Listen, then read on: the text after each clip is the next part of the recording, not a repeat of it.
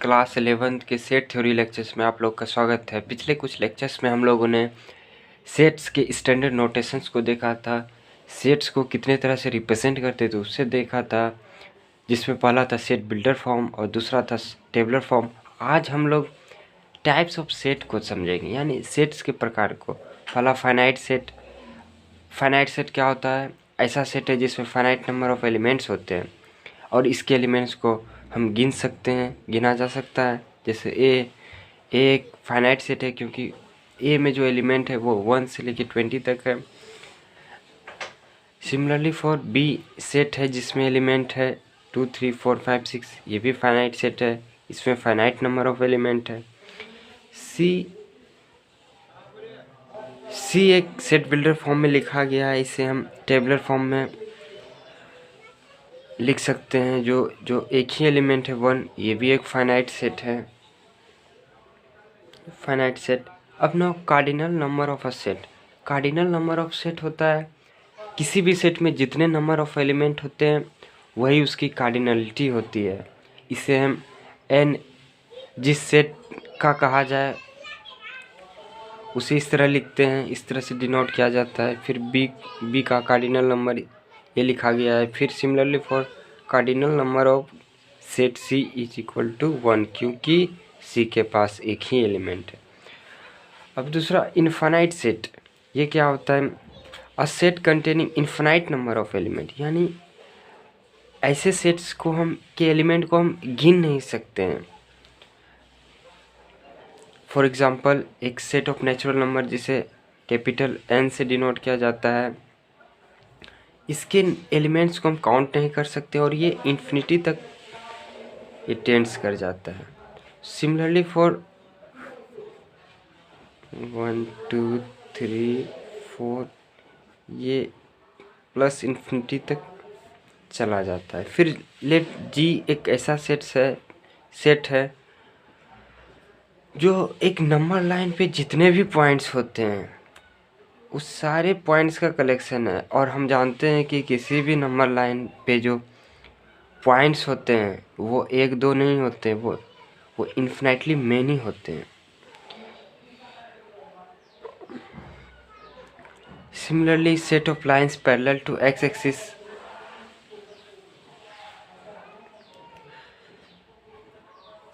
ये X axis के parallel lines का जो समुच्चय है वो भी इन्फिनाइट होते हैं, क्योंकि इसके पैरेलल मैनी लाइन हम ड्रॉ कर सकते हैं। ओके,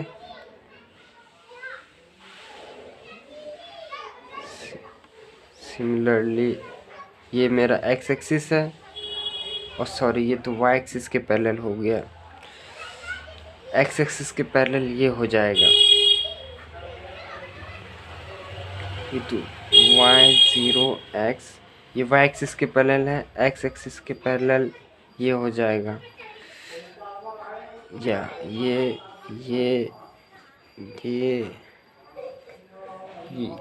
हो जाएगा। अब तो ये सारे सेट्स जो लाइन ऐसे लाइंस जो x एक्सिस के पैरेलल है वो इन्फिनिटली मैनी है, इसीलिए इस लाइंस का समुच्चय मान लिया जाए कि इस सेट्स को हम L से डिनोट करते हैं। X such that X is parallel line to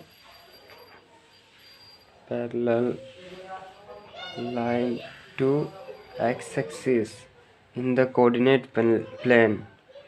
तो ये जो L हो जाएगा, L एक इन्फिनाइट सेट हो जाएगा। ओके, ना इन्फिनाइट सेट, सॉरी ये एम्प्टी सेट। एम्प्टी सेट क्या होता है? ऐसा सेट जिसके पास कोई भी एलिमेंट एग्जिस्ट नहीं करता है और इसे हम फाई या फिर कर्ली ब्रैकेट से डिनोट करते हैं। ओके, और इस एम्प्टी सेट को हम लोग नल सेट और वॉइड सेट भी कह सकते हैं।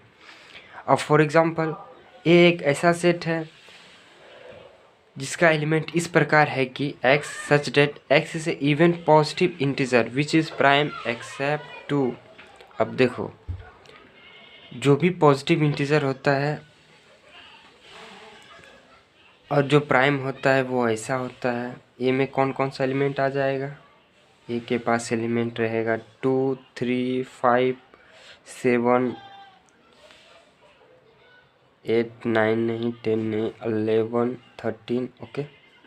ना अब कहा जा रहा है वो इवन प्राइम नंबर, दो को छोड़ के इवन प्राइम नंबर कोई है क्या? नहीं है, इसलिए इस एक ए में जो कोई भी एलिमेंट एग्जिस्ट नहीं करेगा या यहाँ पे 2 को छोड़ के एक्सेप्ट 2, तो ए कैसा सेट हो गया? Empty set. Similarly x is a कोई सेट है जिसका एलिमेंट इस प्रकार है कि x such that x is even prime number और वो ग्रेटर देन 2 है।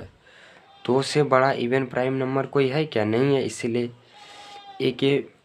ए सेट में भी कोई भी एलिमेंट नहीं होगा, इसीलिए ये एम्प्टी सेट है। इसे फाइल लिख दिए। ओके,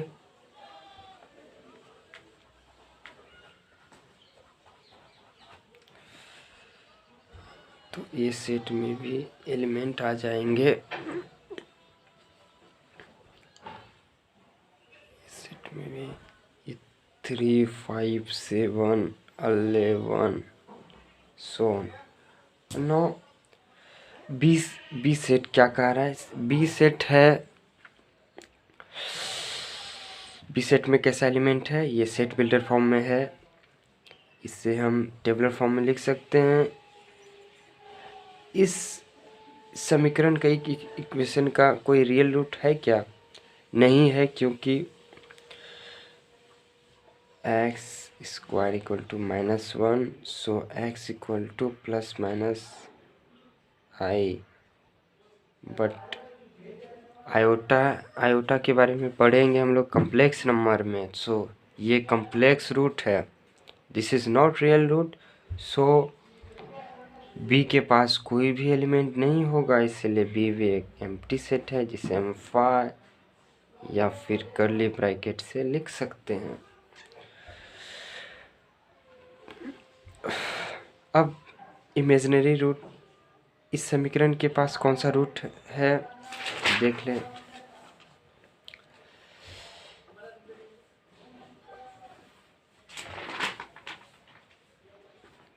ये जो समीकरण है, इस समीकरण को हम ऐसा देखते हैं।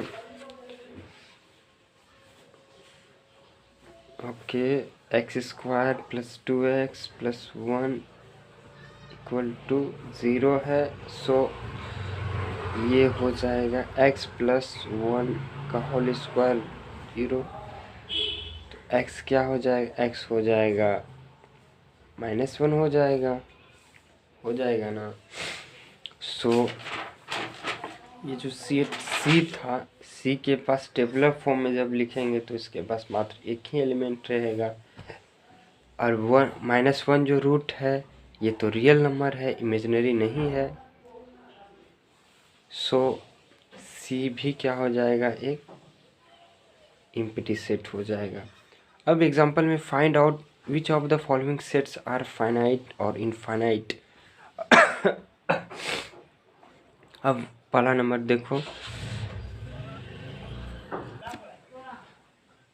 अब हमें कहा जा रहा है कि इनमें से कौन सा सेट फाइनाइट और इनफाइनाइट है। ये सेट बिल्डर फॉर्म में है, इसे जब हम टेबलर फॉर्म में लिखेंगे तो यही क्या हो जाएगा? x-1 x-2। जब इसे सॉल्व करेंगे तो x इक्वल टू 1 आ जाएगा, फिर 2 आ जाएगा, और इसे टेबलर फॉर्म में 1 2 लिख सकते हैं। 1 2 जो सेट है, एलिमेंट है, तो ये एक फाइनाइट सेट है, इसलिए ये फाइनाइट हो गया, इसे हम f से लिख देते हैं। और ये यहाँ पे x belong to n x square equal to 4, तो प्लस माइनस √4, तो ये बन जाएगा x equal to plus minus 2। और x हमें नेचुरल नंबर में दिया गया है, तो -2 नेचुरल नंबर नहीं है, इसमें सिर्फ एक ही एलिमेंट आएगा। ये एक फाइनाइट सेट है, सो ये भी एक फाइनाइट हो गया, finite set. Now x such that x belong to n and अब देखो 2x minus 1 equal to 0, so x equal to half. यानी यहाँ पे चूँकि हाफ नेचुरल नंबर नहीं है, इसीलिए यहाँ पे कोई भी एलिमेंट नहीं होगा इस सेट के पास, तो इसे हम 5 लिखते हैं। और ये एम्प्टी सेट है, और हम जानते हैं कि एम्प्टी सेट भी एक फाइनाइट होता है, तो ये भी एक फाइनाइट सेट है। अब इस सेट में कहा जा रहा है x such that x is a natural number and x is a prime. X natural number होना चाहिए और एक्स प्राइम होना चाहिए, तो इस सेट के पास कितने एलिमेंट हो जाएंगे? 2, 3, 5, 7, 11, 13 एंड सो ऑन। सो ये भी एक तरह से इनफाइनाइट सेट है, क्योंकि इस सेट के पास फाइनाइट नंबर ऑफ एलिमेंट नहीं है। अब x n में बिलोंग कर रहा है और x ऑड है, तो इसमें कौन कौन सा एलिमेंट हो जाएगा?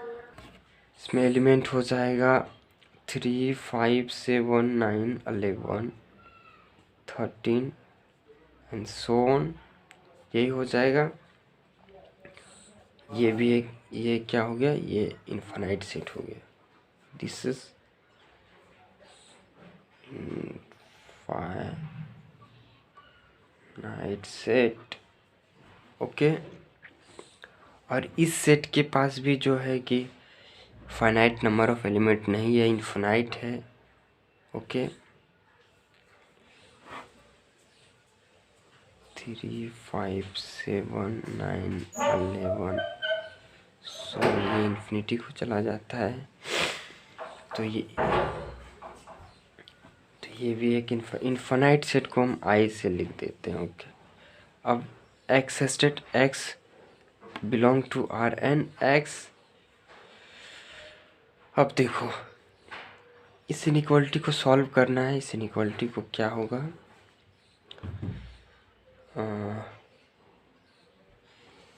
इस इनइक्वालिटी को जब आप सॉल्व करोगे तो कैसे करोगे?